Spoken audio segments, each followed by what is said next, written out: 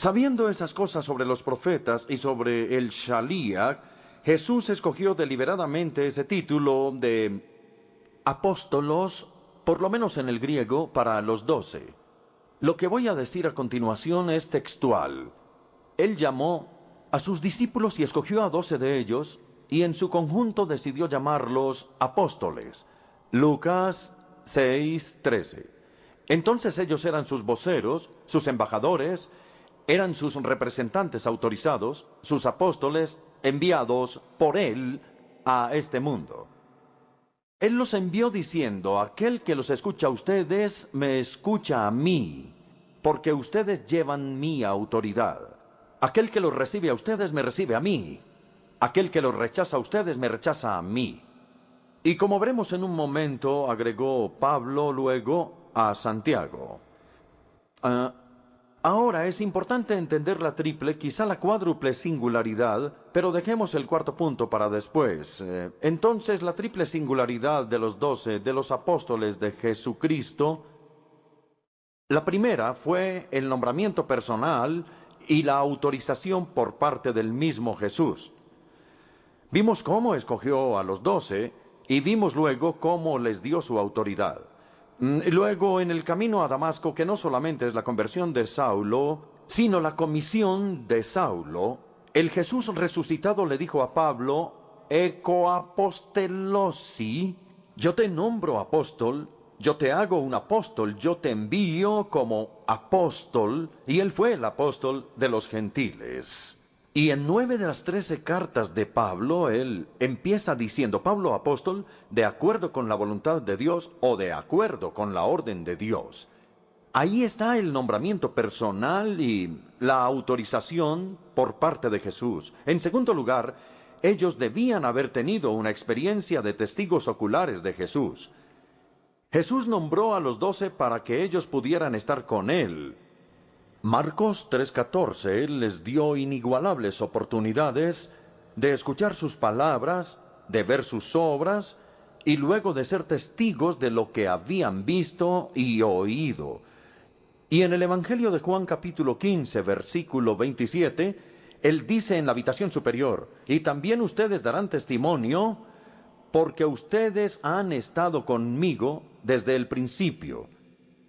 Cuando Judas debía ser reemplazado como el apóstol 12, Pedro dejó en claro el tipo de requisitos que debía tener.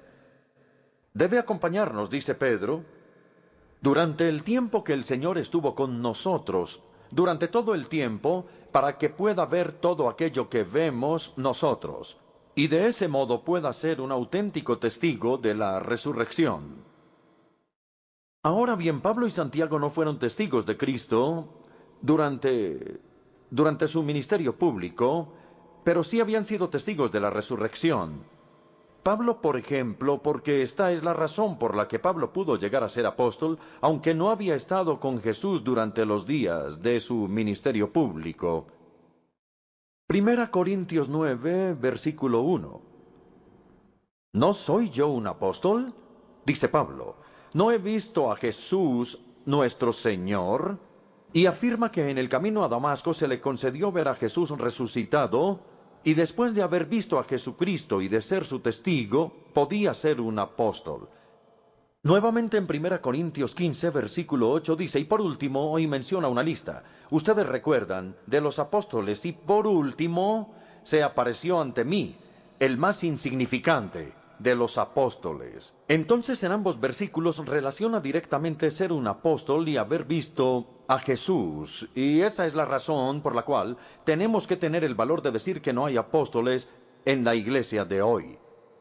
Nadie, absolutamente nadie, tiene la autoridad del apóstol Pablo o del apóstol Pedro o del apóstol Juan. Por supuesto, hay obispos, hay arzobispos, hay superintendentes, plantadores de iglesias, hay misioneros, pero no son apóstoles, no debemos llamarlos apóstoles. Podríamos simplemente darles el adjetivo y decir que ellos tienen un ministerio apostólico.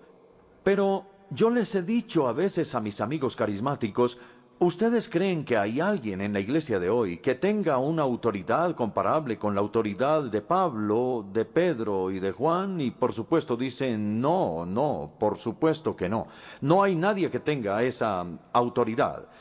Entonces los apóstoles, los 12, no tienen sucesores porque un requisito esencial para el apostolado era haber visto al Señor resucitado, haber sido testigos de su resurrección. Entonces Jesús los nombró y los autorizó, y entonces sí fueron ellos testigos de Jesús. Y en tercer lugar, tenían una inspiración extraordinaria por parte del Espíritu Santo. Tenían que esperar a que el Espíritu viniera. El Espíritu complementaría o completaría lo que Jesús les había dicho. Entonces creo que tenemos estas dos promesas claras en nuestra mente. En la primera, el ministerio del Espíritu consiste en recordar, y en la segunda, el ministerio del Espíritu Santo consiste en completar o complementar. La primera promesa se cumplió en la escritura de los evangelios, y la segunda se cumplió en la escritura de las epístolas. Ahora vamos a ver lo que yo pienso que puede ser la cuarta singularidad de los apóstoles, y se trata de la habilidad de hacer milagros.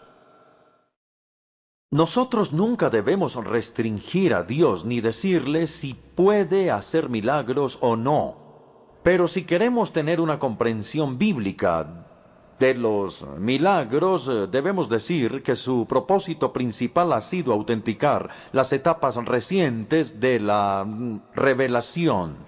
Una de ellas es la enseñanza de los apóstoles. El apóstol Pablo pudo decir, como en 2 Corintios 12, versículo 12, él dice, las marcas distintivas de un apóstol, tales como señales, prodigios y milagros se dieron constantemente entre ustedes. Las marcas distintivas de un apóstol. Pablo dice que su propio ministerio de enseñanza como apóstol se vio autenticado por los milagros.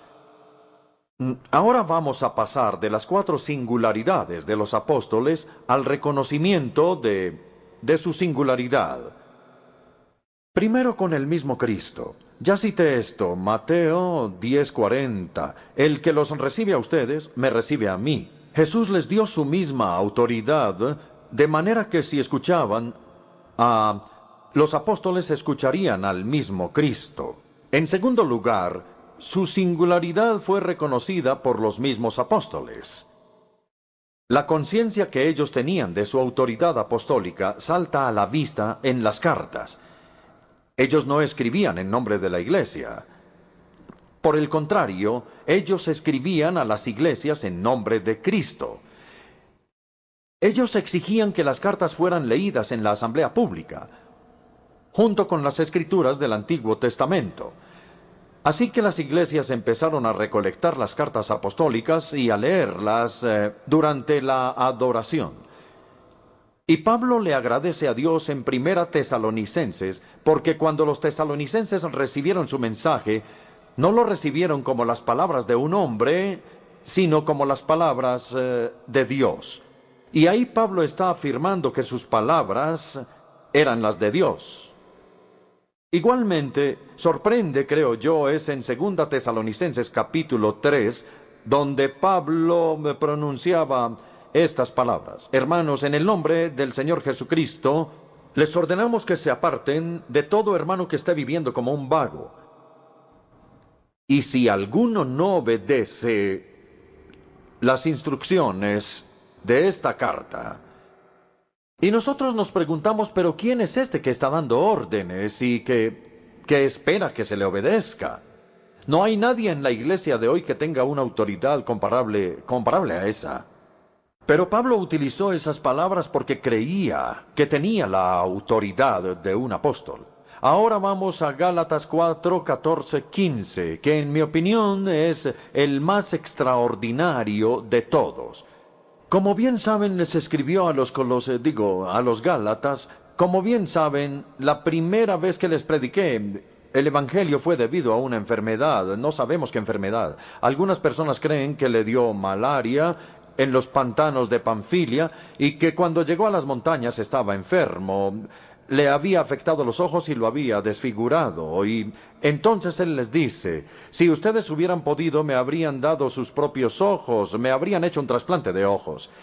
En todo caso, mi enfermedad fue una prueba para ustedes, tal vez porque lo había desfigurado. Pero no me trataron con desprecio ni desdén, al contrario, me recibieron como un ángel de Dios, como si se tratara de Cristo Jesús. Yo creo que esto es lo más sorprendente. Él no los reprendió por tenerlo en alta estima. No, ellos tenían razón en pensar que él tenía la autoridad de Jesucristo, porque ellos eran los apóstoles de Cristo. Ellos eran sus representantes, sus plenipotenciarios. Así que la autoridad única de los apóstoles fue reconocida por los apóstoles mismos. En tercer lugar, fue reconocida por la iglesia primitiva. Ellos creían que cuando la era apostólica llegó a su fin y el último de los apóstoles murió, ellos entraron en una situación nueva juntos. Y yo creo que el mejor ejemplo de esto es el de un hombre llamado el obispo Ignacio. Los eruditos dicen que este hombre vivió en el año 110 después de Cristo, y que era obispo de Antioquía. Él fue condenado a muerte como cristiano. Y cuando iba camino a Roma desde Antioquía para ser ejecutado, y cuando iba camino allá, que obviamente tomó varias semanas, él escribió un total de 7 cartas que han sobrevivido a los romanos, a los tralienses, a los esmirneos y a otros. Y esto es lo que el obispo Ignacio escribió varias veces en sus cartas. No les doy mandamientos como Pedro o Pablo, porque yo no soy un apóstol, sino un hombre condenado. Ahora bien, él era obispo de la Iglesia de Dios, fue una de las primeras evidencias de lo que llamamos un episcopado monárquico. Pero él dijo, no soy un apóstol, no tengo la autoridad de los apóstoles, y no les puedo dar mandamientos como ellos. Entonces, en las primeras batallas con los herejes, los padres de la iglesia como Tertulio e Irineo apelaron a la enseñanza de los apóstoles. Y también lo hizo Atanasio en su apología de los arrianos.